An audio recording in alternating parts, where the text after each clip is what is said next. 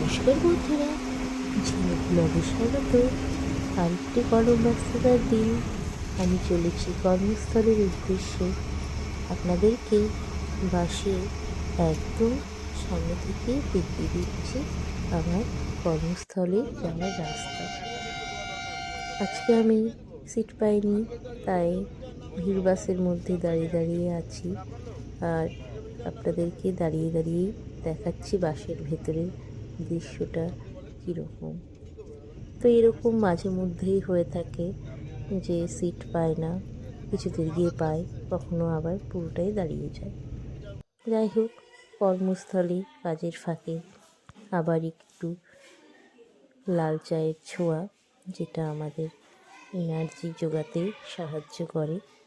তারপরে আবার নিজের কাজে লেগে পড়া এবং কাজের শেষে আবার সেই একইভাবে বাসে করে বাড়ি ফেরা।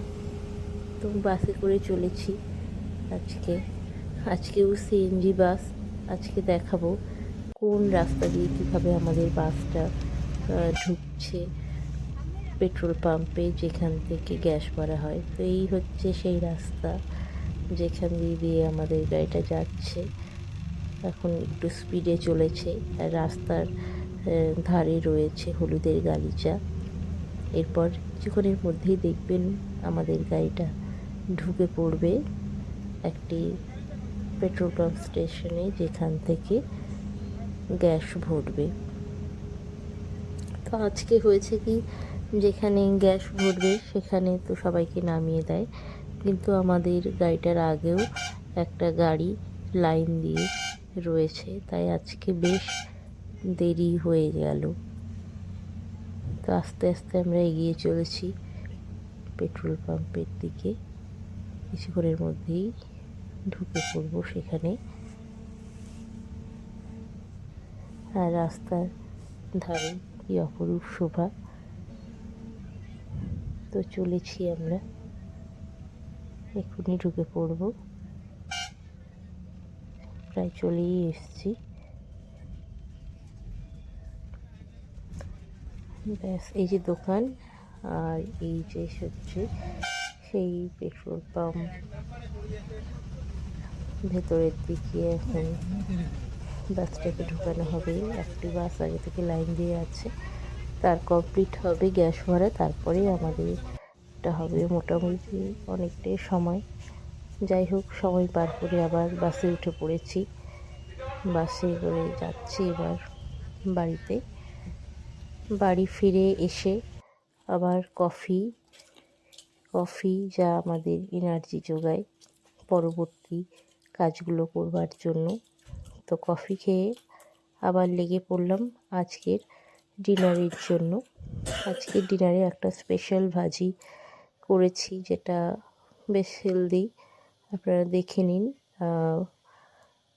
তো আমি সবজিগুলোকে কেটে রেখেছি, আর এদিকে কড়াইয়ে তেল গরম করেছি, তাতে একটু কালো জিরা ফোড়ন দিয়ে ফুলকপি, বিট, গাজর, তারপরে ওলকপি এগুলো দিয়ে দিয়েছি প্রথমে। দিয়ে বেশ ভালো করে নাড়াচাড়া করছি, খুব সহজে বানিয়ে নিচ্ছি।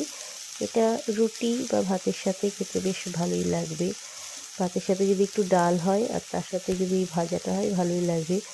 আমাদের ভাত, রুটি, ডাল এগুলো সবই করা আছে।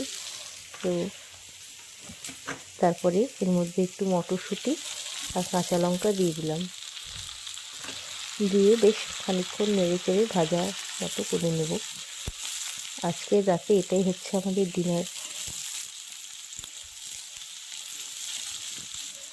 ডিনারে স্পেশাল ভাজাটা থাকছে, এটাই আজকে আপনাদের সাথে শেয়ার করলাম।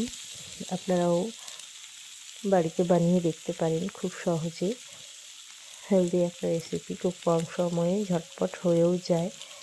একটু হলুদ গুঁড়ো, একটু লবণ গুঁড়ো দিয়ে দিলাম স্বাদ মতো।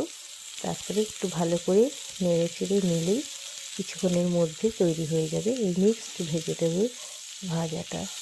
এটা ভাত, রুটি সব কিছুর সাথেই বেশ ভালো লাগে খেতে। তো আপনাদের কার কার এরকম ধরনের সহজে তৈরি ভাজা রেসিপি ভালো লাগে, একটু কমেন্টে জানাবেন। তো আমার এই রাতের ডিনার যেটা ভাজা সেটা প্রায় কমপ্লিটের দিকে, আর কিছুক্ষণের মধ্যে এটা হয়ে যাবে, প্রায় হয়েই এসছে। এরপরে আমি এটাকে প্লেটে সার্ভ করে দেব। ভাজা কমপ্লিটের দিকে, ভাজাটা প্লেটে এবার সার্ভ করে দেব। তো আপনাদের কার কার এরকম ভাজা ভালো লাগে কমেন্টে অবশ্যই জানাবেন। টাটা।